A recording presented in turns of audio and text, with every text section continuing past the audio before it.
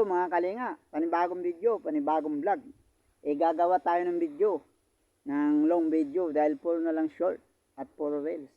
At pupunta tayo ngayon dito sa ating taniman ng gulay at saging. At naganda-ganda na ng panahon dahil tumigil na rin ng ulan. Sumuko din at pinagbibigyan tayo para sa ating mga gagawin. At dito nga mga ka-DJ mga ka-views, mga ka-vlog. At ang dami nga ang putik. Kung makikita nyo ang daanan.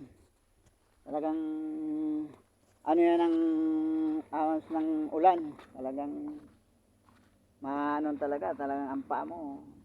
Maano ka talaga. Sobrang ano ng putik. At pupunta tayo sa ating mga taniman. At kukuha tayo ng gulay siyempre. Para wag na tayong bumili. Huwag tayong bili ng mga gulay dahil sobrang mahal ng mga gulay ngayon. Kailangan magtanim tayo para hindi gaano magastos. Pag sarili nating tanim, bigas lang ang ating bibilin at mga sangkap, rekado, okay na sa atin. May trabaho tayo, okay na sa pang-araw-araw na kailangan. At tingnan mo talaga mga ka-DJ dyan, yung natong, ayun, mga bago lang. Yung putik talagang pupunta tayo, paakyat tayo dito. At tingnan natin yung ating mga tanim na saging kung okay pa ba, yung mga matigas na ba. At kailangan natin kunin dahil baka maunahan pa tayo. Pag may tinanim, may aanihin ka talaga. Kasi yung putik. Yung putik. Tingnan natin doon. Nakikita nyo, daming natong. Itong natong na to yung puti. Malambot talaga yan, malambot. Gulayin to. Malambot. Puti siyang natong. At pupunta tayo doon sa isang klaseng natong, yung kulay itim.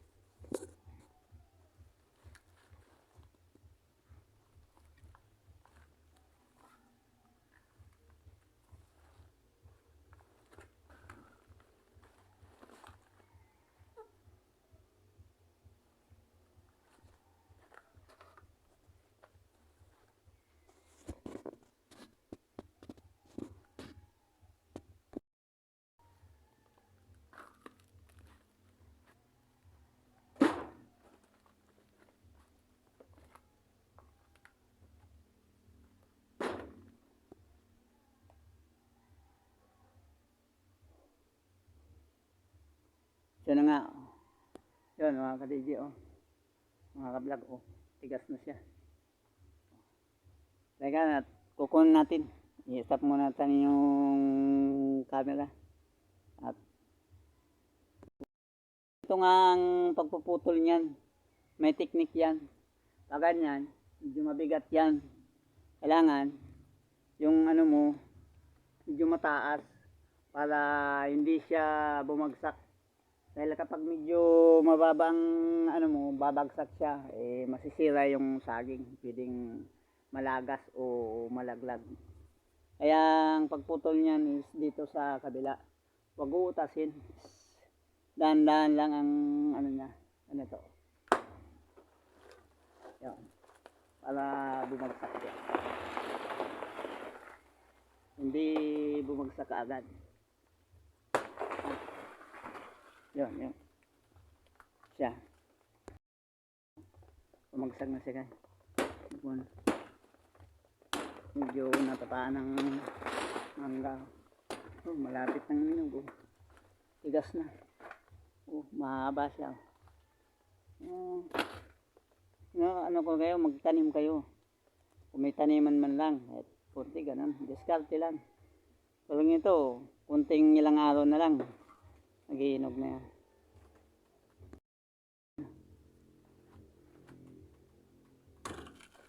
Yun. Pero wag mo nating utasin dahil lalaglag siya. Tulad sinabi ko, masisira. At kukunin natin yan. Ganyan. Dahan-dahan lang. Natin. Dahan-dahan.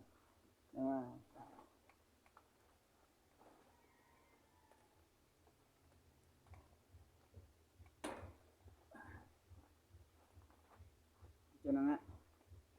Oh.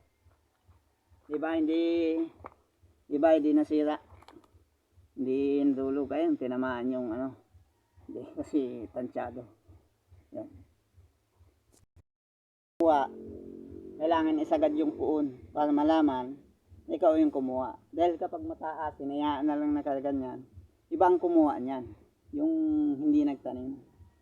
Kaya pag ganitong ikaw ang kukuha, sasagad mo yung puno, yung saging. Para malaman mo na ikaw ang kumuha. O kaya, huwag na magtanong-tanong yung mga kapatid o anak mo. Dahil alam niya, ikaw ang kumuha, yung nagtanim. Yun, sasagan natin. Dito yung sagad.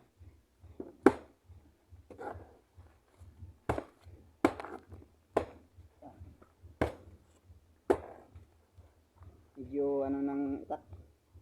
Mahina. Yun.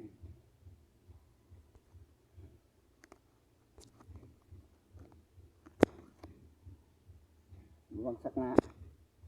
Oh. Yun.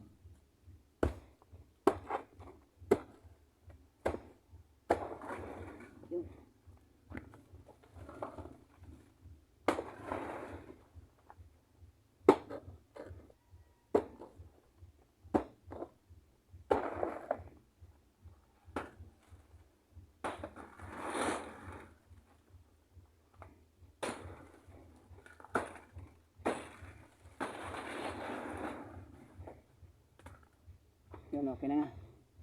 At kuha na natin yung saging. Yan, ito siya, haba. Kinukuha mo, meron naman mga bago yan. Bagong supling. At ito lang ito, maliit ito, alisin ito. Medyo payat. Yan, yung mga maano lang, yung mga bagong supling siya. So, ito.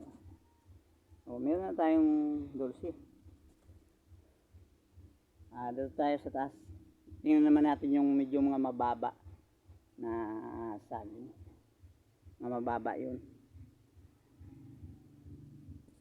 Tsaga lang, diskarte lang talaga sa buhay. Huwag tayong tutok sa isang trabaho lang. Sa mga nagtatanong nga pala kung medyo bakit daw bababa ang aking Diyos. Sa totoo lang, hindi naman talaga ako nagbabayad ng buspus. Kung gusto mong mas marami agad yung views mo at followers, magbayad ka sa buspus ng mahigit 500, 1 week o 1 month, 1,000. Magbabayad ka kay Mita para sa yung buspus. Para yung video mo, maraming makareach at maraming makakita. Hindi lang mga friend. Lahat ng million agad yung makakita doon ng video mo. Pero okay na sa akin ang ganito na mag-vlog, mag-video. Parang libangan ba? Yung iba, yun ang ginagawang trabaho nila dahil meron silang puno. Kaya ganun. Yeah, dito tayo doon. Yung sinasabi ko mga kadiji, yung saging na mga mababa lang siya. Mababa lang. Mga maliit na saging na mababa. Mababa siya, bunga na siya kagad. Iba-ibang saging ito, halo-halo. Yung mga latundan, saba, o mga lakitan. Iba-ibang saging, hindi lang isa.